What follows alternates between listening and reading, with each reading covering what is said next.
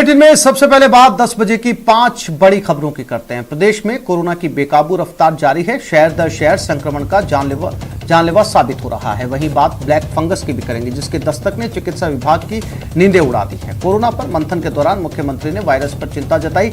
CM ने लोगों से ज्यादा सावधान रहने की अपील की। वहीं प्रदेश में वैक्सीन की कमी को पूरा करने के लिए ग्लोबल टेंडर जारी कर दिए गए हैं। प्रदेश को रूस की स्पुतनिक वैक्सीन मिलने की उम्मीद है। बात आपदा काल के लुटेरों की भी करेंगे, लेकिन सबसे पहले देख लेते हैं corona top 10। CM Ashok Gehlot की अध्यक्षता में कोरोना प्रबंधन पर समीक्षा बैठक हुई। बैठक में सीएम ने कोविड रोगियों में फैल रहे ब्लैक फंगस रोग पर चिंता जताई। ब्लैक फंगस रोग की रोकथाम के लिए सीएम ने उचित चिकित्सा प्रोटोकॉल तैयार करने के निर्देश दिए।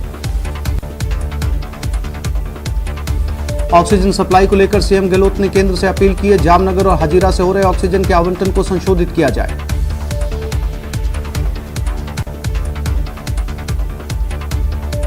वैक्सीन की कमी दूर करने के लिए गहलोत सरकार ने ग्लोबल टेंडर निकाला। ग्लोबल टेंडर के लिए कंपनियों को 7 दिन का समय दिया गया। प्रदेश को रूस की स्पुतनिक वैक्सीन मिलने की उम्मीद है। केंद्र सरकार ने जारी किया वैक्सीन प्रोडक्शन और सप्लाई का रोड मैप। दिसंबर तक देश में वैक्सीन 300 करोड़ से ज्यादा डोज होगी उपलब्ध। 4 कंपनियों में कोवैक्सीन और 4 कंपनियों में स्पुतनिक वैक्सीन का होगा प्रोडक्शन। WHO प्रमुख ने कोरोना के दूसरे साल को बहुत ज्यादा जानलेवा बताया। साथ ही अमीर देशों से अपील की कि बच्चों को टीका लगाने के बजाय गरीब देशों को वैक्सीन दान की जाए।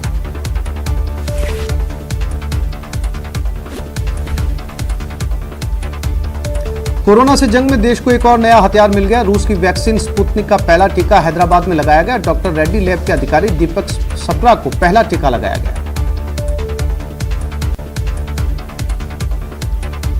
दिल्ली सीएम अरविंद केजरीवाल ने कहा कि दिल्ली में 10,000 बेड खाली हो गए और दिल्ली में अब काफी कम लोग बीमार पड़ रहे हैं। केजरीवाल ने कहा कि कोई भी बच्चा खुद को अनाथ ना समझे, मैं हूं ना।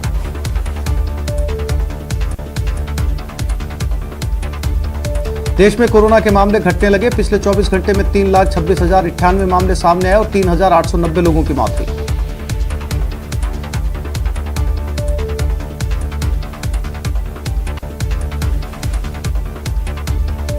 मरुधरा में गहलोत सरकार की सख्ती रंग लाने लगी है। प्रदेश में पिछले 24 घंटे में 14,289 केस सामने आए, जबकि 155 ने अपनी जान से हाथ धोया।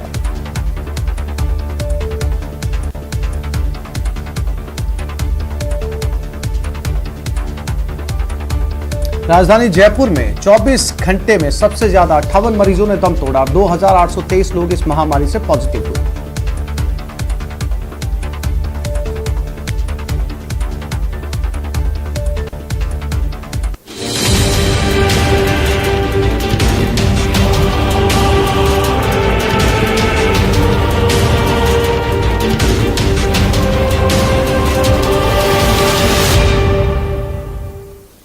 और आज बात ब्लैक फंगस पर होगी। कैसे प्रदेश में इस काली आफत की आहट हुई, विस्तार से बताएंगे, लेकिन उससे पहले एक सब्जी मंडी का हाल दिखाते हैं आपको।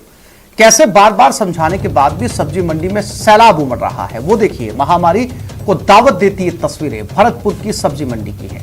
प्रशासन की तरफ से सब्जी मंडी के चारों ओर बैरिकेडिंग भी की गई है, लेकिन बेकाबू लोगों ने बैरिकेड्स भी तोड़ दिए। गांव देहात से किसान सब्जी लेकर बाजार में बेचने आ रहे हैं और मुफ्त में कोरोना को घर लेकर जा रहे हैं। बेचने वाले बेफिक्र हैं और खरीदारों को कोई चिंता नहीं, न मास्क न दूरी, लेकिन लापरवाही पूरी। बार बार एक ही सवाल, आखिर ऐसे कैसे लगेगी कोरोना पर लगाम? ये तस्वीरें ये बताने के लिए काफी हैं कि प्रशासन, सिस्टम या सरकार, कानून, पुलिस कितनी भी जोर जबरदस्ती कर ले, कितने भी नियम बना ले, लेकिन अगर आम जनता सहयोग नहीं करेगी तो इस महामारी को नहीं रोका जा सकता। यह तस्वीर उसकी एक बानगी है। तमाम नियमों की धज्जियां उड़ते हुए यह तस्वीर में आप देख सकते हैं यहां कितने जो है वो कोरोना के वायरस लोग अपने घर पर लेकर पहुंच रहे हैं बड़ी बेफिक्री के साथ।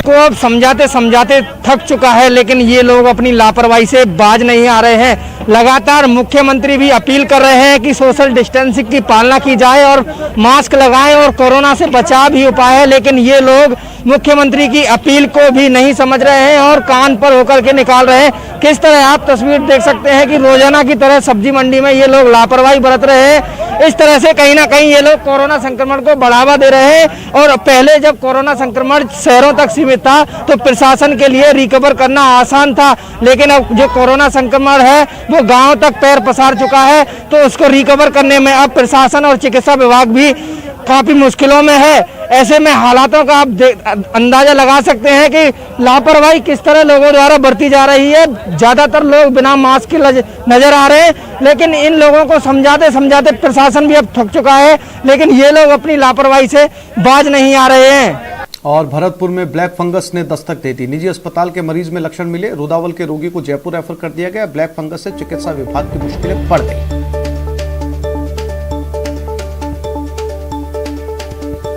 तो अब कोरोना के बाद ब्लैक फंगस ने भी जीना मुहाल कर दिया है।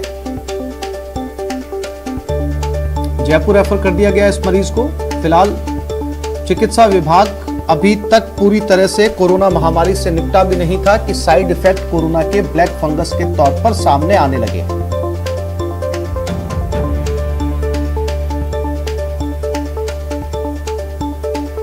एक भरतपुर के मरीज में ये लक्षण मिले हैं, उसे जयपुर रेफर कर दिया गया है।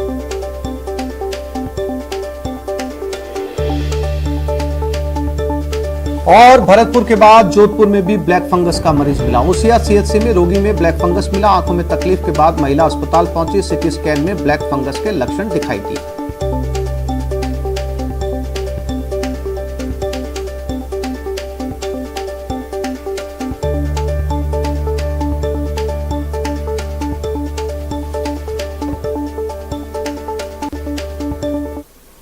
और आगे बढ़ते हैं। इसके साथ ही कोविड के इस चुनौतीपूर्ण समय में हमें सामूहिक शक्ति पर विश्वास करना चाहिए। हाँ, ये हम सब मिलकर सभी की भलाई के लिए प्रार्थना करें और एक उम्मीद जगाएं कि आशा भय से ज्यादा शक्तिशाली है।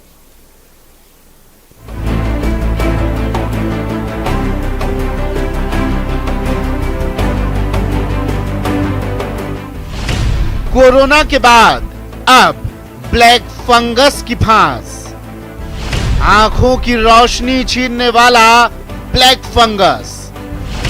ब्लैक फंगस के शिकार कम इम्यूनिटी वाले।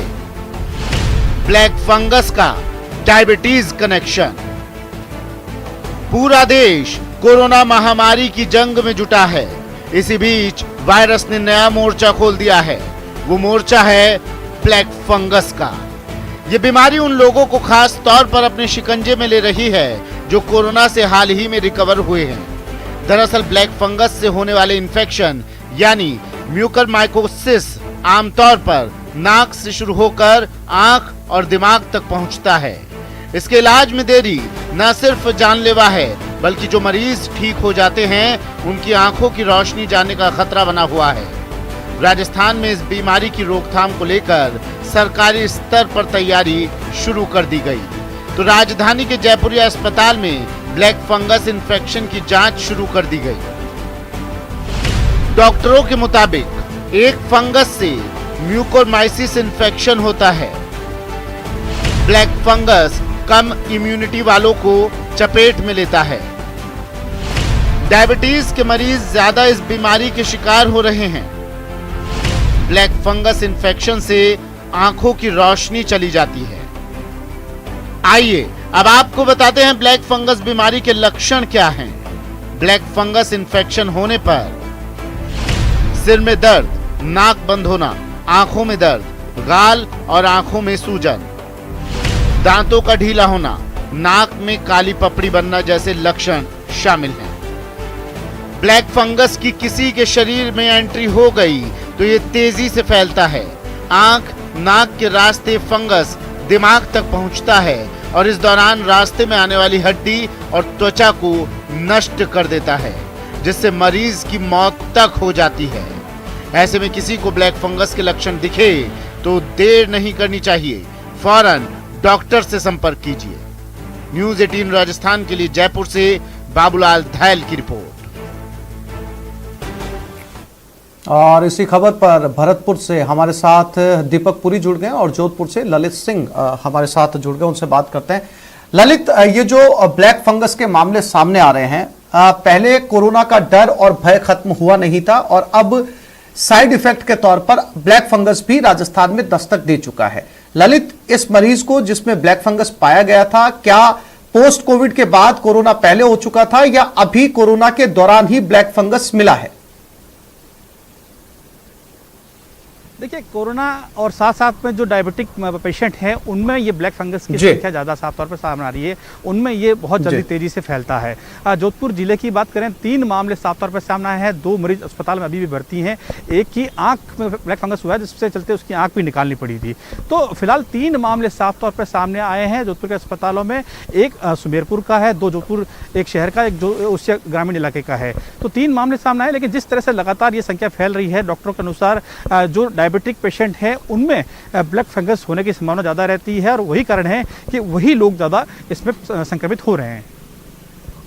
जी ललित, चूंकि 3 मामले आपने बताया अब तक ब्लैक फंगस के सामने आ चुके हैं, जो एक्सपर्ट्स डॉक्टर है, जो आई स्पेशलिस्ट है, जिन्होंने इस ब्लैक फंगस को निकाला है, उनसे आपकी बात हुई? क्या कुछ उनका कहना है, कैसे बचा जाए? क्योंकि अब जो है वो कोरोना के साथ साथ ब्लैक फंगस से भी जो है वो एहतियात बहुत जरूरी हो गया है।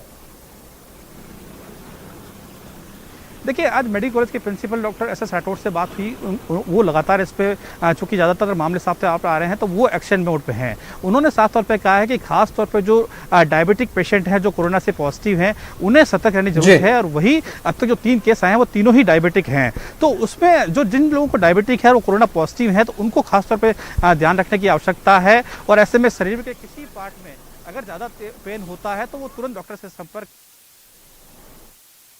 फंगस ऐसा नहीं है कि ठीक नहीं हो सकता, लेकिन अगर देरी होने पे उस पार्ट्स को निकालना पड़ सकता है। जैसा एक महिला की आंख को निकालना पड़ा था और वो डायबिटिक थी, उसकी आंख पूरी तरह से खराब हो चुकी थी। तो ये सावधानी रखने की जरूरत है। अगर जैसे कोई बॉडी पेन किसी से ज़्यादा होता है तो तुरंत डॉक्टर के पास जाने की आवश्यकता है।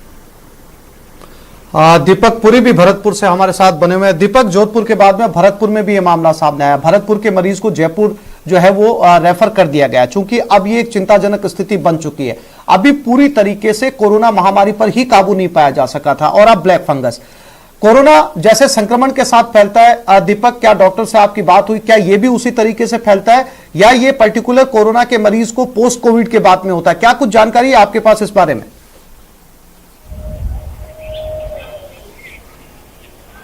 बिल्कुल आसिफ, मैं आपको बताना चाहता हूं कि इस बारे ब्लैक फंगस के बारे में एक्सपर्ट से हमारी बात हुई है। ये जो पहला रोगी पाया गया है, इसके ब्लैक फंगस के जो लक्षण थे वो इस प्रकार दिखाई दिए कि पहले इसको खांसी बुखार जुकाम था, उसके बाद इसको CSC बंसी पहाड़पुर में भर्ती कराया गया था, जहां इसको आइसोलेट किया गया था और वहां इसका ट्रीटमेंट जारी था। लेकिन हालात ज्यादा खराब होने पर इसको भरतपुर लाया गया और एक निजी अस्पताल में इसको भर्ती कराया गया। जो कोरोना रिपोर्ट थी इसकी वो पॉजिटिव थी। उसके बाद जैसे धीरे धीरे इसमें ब्लैक फंगस के लक्षण जैसे आंखों पे सूजन आना और आंख के नीचे जो अपने गाल हैं उनके जो भारीपन नजर आना, तो एक्सपर्ट ने बताया कि जैसे ही इसमें लक्षण दिखे तो इसको तुरंत उपचार के लिए जयपुर रेफर कर दिया गया।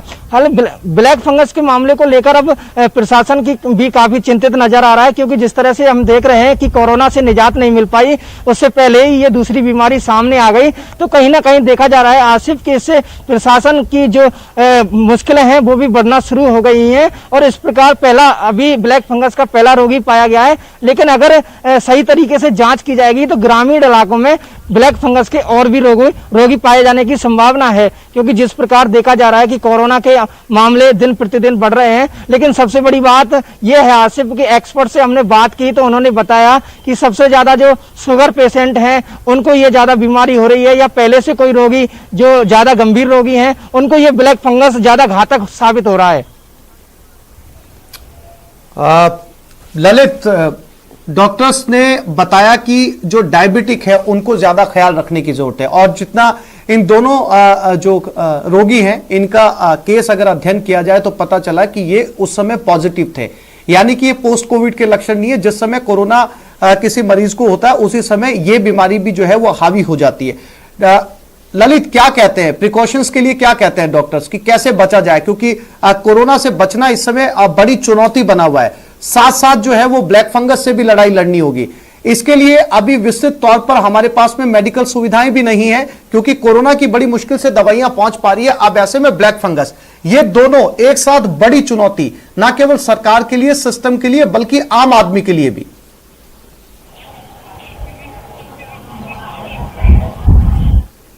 मैनेजमेंट करना प्रशासन के लिए, साथ साथ में स्वास्थ्य महकमे के लिए बहुत भारी पड़ रहा है। संसाधनों की कमी लगातार जिस तरह से तेजी से आंकड़े बढ़ रहे हैं साफ तौर पर आ रही है, और जिस तरह से अब ब्लैक फंगस के मामले सामने आ रहे हैं, कहीं ना कहीं दोहरी चुनौती का सामना प्रशासन को करना पड़ सकता है। लेकिन फिलहाल 3 मामले ही सामने आए हैं, लेकिन डॉक्टरों के अनुसार सावधान रहने की जरूरत है, सतर्क रहने की जरूरत है, और ऐसे में जो कोरोना पॉजिटिव मरीज हैं और डायबिटिक हैं, उन्हें खासतौर पर ध्यान रखने की आवश्यकता है। वो पहले ही अगर डॉक्टर से संपर्क करें, ट्रीटमेंट अगर हो, जांच हो जाए तो उसका इलाज समय से पहले हो सकता है, वरना बहुत बड़ी एक तरह से हो सकती है, उन्हें कहीं कहीं किसी पार्ट का नुकसान होना हो सकता है, जैसे एक महिला की आंख निकालना पड़ा है। दीपक, जो भरतपुर में मामले सामने आए, चूंकि जोधपुर के अंदर हमारे साथी बता रहे हैं कि 3 मामले सामने आ चुके हैं, अब इसकी रोकथाम के लिए, इससे बचा जाए, दूसरे मरीजों तक नहीं पहुंचे, वहां के डॉक्टर्स इसके लिए लगे हुए हैं, क्या कुछ जो है वो सुझाव वहां के मरीजों को दिया जा रहा है, चूंकि एक मामला अब सामने आ चुका है और उसे जयपुर रेफर कर दिया गया। दीपक,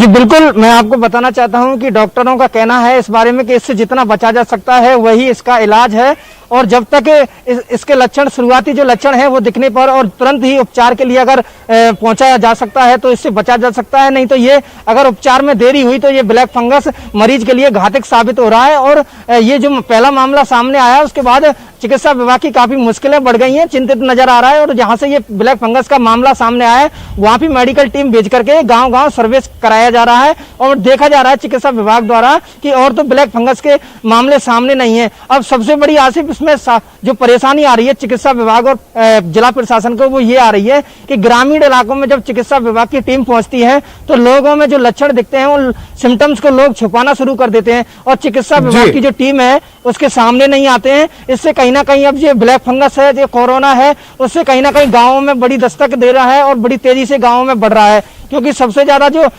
ज्यादा जो परेशानी है वो यही आ रही है कि गांव में मेडिकल टीम पहुंचने के बाद भी लोग हैं अपने सिम्टम छुपा जाते हैं और मेडिकल टीम के सामने अपने लक्षणों को बता नहीं पाते और मेडिकल टीम को देख करके भागते हुए नजर आते हैं। ये गांवों में मामला देखने को मिल रहा है। मेडिकल टीम द्वारा हमें बताया गया है कि ऐसे मामले सामने आ रहे हैं गाँवों में। कभी कभार तो मेडिकल टीम को बड़े खासा सामना करना पड़ता है ग्रामीणों का, ग्रामीण बहिष्कार करके मेडिकल टीम का और गाँव से वापस भी भेज देते हैं। बिल्कुल दीपक, बहुत एहतियात रखने की जरूरत है इस समय, क्योंकि पहले ही महामारी से लड़ने में पूरा सिस्टम, पूरे प्रशासन ने इस समय अपनी ताकत झोंक रखी है। ऐसे में ये दूसरी जो है वो बीमारी सामने आना अपने आप में ना केवल चुनौतीपूर्ण है बल्कि एक बहुत लंबा संघर्ष है। आप दोनों साथियों का बहुत शुक्रिया हमसे जुड़ने के लिए।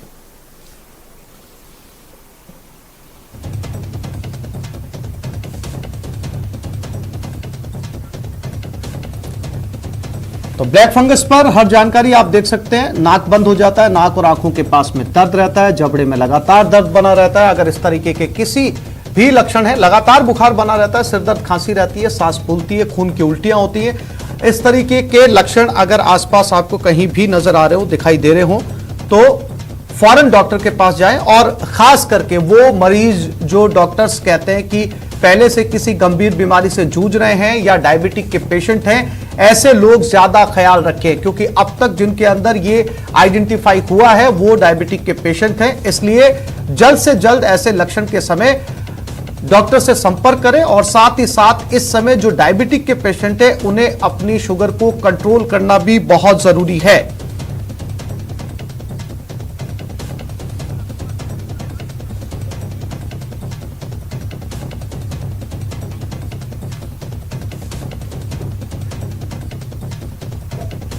और कोविड के इस चुनौतीपूर्ण समय में हमें सामूहिक शक्ति पर विश्वास करना चाहिए। आइए हम सब मिलकर सभी की भलाई के लिए प्रार्थना करें और एक उम्मीद जगाएं कि आशा भय से ज्यादा शक्तिशाली है।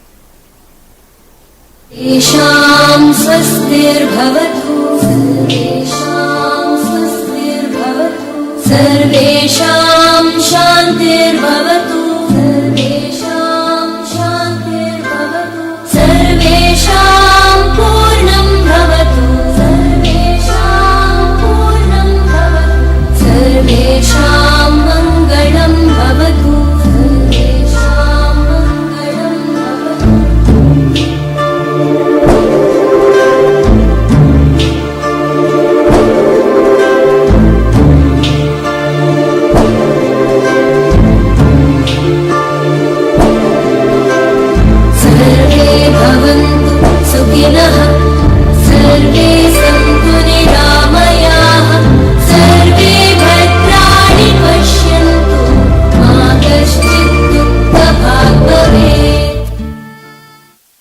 के बाद देखिए कोरोना काल संकट विकराल। कोरोना काल में बीजेपी और कांग्रेस के बीच वार पलटवार जारी है। बीजेपी के आरोपों के बीच पीसीसी चीफ गोविंद सिंह डोटासरा ने पीएम केयर्स फंड की ओर से प्रदेश में भेजे गए खराब वेंटिलेटर का मुद्दा उठाया तो केंद्र सरकार की वैक्सीन नीति को लेकर भी तंज कसे। देखते हैं इस रिपोर्ट में। कोरोना को लेकर सियासत अनलिमिटेड। पीसीसी चीफ डोटासरा का केंद्र पर वार। कम ऑक्सीजन, खराब वेंटिलेटर का आरोप। वेंटिलेटर दिए गए हैं पीएम केयर फंड से खरीद करके, वो आज 70% चल नहीं रहे हैं, तो इसका कोई इलाज है क्या? आप बताइए। वो खराब क्यों हुए, क्या उनको कैसे ठीक करेंगे, कैसे नहीं करेंगे? हमारी सरकार ने लिख के दे दिया कि साहब ये इंस्टॉल नहीं हो रहे हैं, चल नहीं रहे हैं, ये जितनी पंपिंग करना चाहिए, जितनी ऑक्सीजन देना चाहिए, जितना सपोर्ट देना चाहिए मरीज को, वो नहीं दे पा रहा है। कोरोना पर बीजेपी कांग्रेस के बीच आरोप प्रत्यारोप का सिलसिला जारी है। सीएम अशोक गहलोत के केंद्र से मिले खराब वेंटिलेटर्स का मामला उठाने के बाद पूरी कांग्रेस इसे लेकर मुखर हो गई है। कांग्रेस प्रदेश अध्यक्ष गोविंद सिंह डोटासरा ने खराब वेंटिलेटर्स के साथ ही ऑक्सीजन और दवाइयों की कमी के मसले पर विपक्ष और केंद्र सरकार पर हमला बोला है, तो केंद्र सरकार के वैक्सीन मैनेजमेंट पर भी सवाल उठाए हैं। क्यों नहीं वैक्सीन को खुला कर रहे हैं अंतर्राष्ट्रीय? जब बाजार से ग्लोबल टेंडर से हम वैक्सीन लेने की बात करें तो हमारे यहाँ जो निर्माता कंपनियां हैं वो आवेदन कर रखा है, उनको क्यों नहीं लाइसेंस दे रहे हैं? क्यों 3 ही कंपनियों को लाइसेंस दिया जा रहा है? क्यों वो जो सीरम वगैरह जो संस्थाएं वो 10% इंडिया में रख के 90% के दूसरों से टेंडर कर चुके हैं? वहीं कांग्रेस ने वैक्सीन के ग्लोबल टेंडर के मसले पर भी केंद्र सरकार पर निशाना साधा है। डोटासरा ने कहा कि प्रधानमंत्री को वैक्सीन के ग्लोबल टेंडर का फैसला लेना चाहिए था। लोगों से वैक्सीन लगवाने की अपील तो की जा रही है, लेकिन वैक्सीन उपलब्ध हो तो लोग वैक्सीन लगवाएं। क्यों वो जो सीरम वगैरह जो संस्थाएं वो 10% इंडिया में रख के 90% के दूसरों से टेंडर कर चुके हैं? ये चीजें तो देश के प्रधानमंत्री और केंद्र सरकार को देखनी है, हमारे राज्य सरकार के बस में नहीं है। राज्य सरकार के बस में लोगों के लिए सुविधाएं, बेड्स और जो दवाइयाँ उपलब्ध हैं, जो ऑक्सीजन आती है उसका सही तरीके से वितरण करना, लोगों की जान बचाना। पीसीसी चीफ ने महामारी के वक्त भी बीजेपी की तरफ से सियासत को लेकर सवाल उठाए। डोटासरा ने कहा कि बीजेपी प्रदेश अध्यक्ष सतीश पूनिया को अपने सांसदों और केंद्रीय मंत्रियों के साथ केंद्र सरकार से बात कर जनता के हित की आवाज उठानी चाहिए। दिनेश शर्मा, न्यूज़ 18, जयपुर। लगातार दूसरे साल कोरोना के बढ़ते केस ने न सिर्फ लोगों की जिंदगी पर असर डाला, बल्कि इसका असर प्रदेश के खजाने पर भी साफ दिख रहा है। कोरोना से जंग और वैक्सीनेशन के लिए प्रदेश सरकार को अतिरिक्त रकम की जरूरत है, जबकि आय सामान्य साल के मुकाबले कम होती जा रही है। कैसे कोरोना डाल रहा है अर्थव्यवस्था पर असर, देखते हैं इस रिपोर्ट में।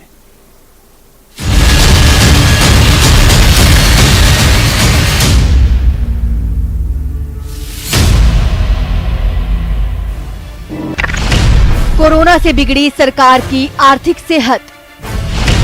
टैक्स से होने वाली आय में 12% की कमी। पिछले 5 साल में सबसे ज्यादा रहा राजस्व घाटा। वित्तीय संसाधनों की कमी से जूझ रही गहलोत सरकार की कोविड-19 के कारण आर्थिक सेहत और बिगड़ गई है। 18 से 44 साल के लोगों के लिए निःशुल्क वैक्सीनेशन के ऐलान से भी सरकारी खजाने में करीब 3000 करोड़ की अतिरिक्त चपत लगनी तय है, लेकिन राजस्व के मामले में सरकार पहले ही मुश्किलों में घिरी है। जनवरी से अप्रैल के बीच टैक्स से होने वाली सरकार की आय करीब 12% तक कम हो चुकी है। पेट्रोलियम और परिवहन क्षेत्र से होने वाली आय पर भी नकारात्मक असर पड़ा है। राजस्व घाटा 41,721 करोड़ 61 लाख रुपए रहा। राज्य सरकार को पिछले 5 साल में सबसे ज्यादा घाटा हुआ। राज्य के जीएसटी में 25% कमी बरकरार है। भू राजस्व से होने वाली आय में 57% की कमी। वाहनों से होने वाली आय में 40% की कमी दर्ज की गई।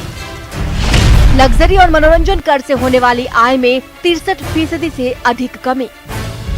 कोरोना काल में पेट्रोल और आबकारी विभाग से होने वाली आय में भी कमी हुई। पहले से ही आर्थिक मोर्चे पर घिरी गहलोत सरकार के सामने कोरोना से निपटने के साथ वैक्सीन के लिए अतिरिक्त राजस्व का इंतजाम करने की बड़ी चुनौती है। मजबूरी में ही सही, लेकिन राज्य में लागू किए गए लॉकडाउन का असर अर्थव्यवस्था पर भी दिखेगा और सरकार के लिए विकास कार्यों को आगे जारी रखना मुश्किल पैदा करने वाला हो सकता है। प्रेम मीणा, न्यूज़ 18 राजस्थान। एक और छोटे से ब्रेक के लिए रुक रहे, जल्द लौटते हैं।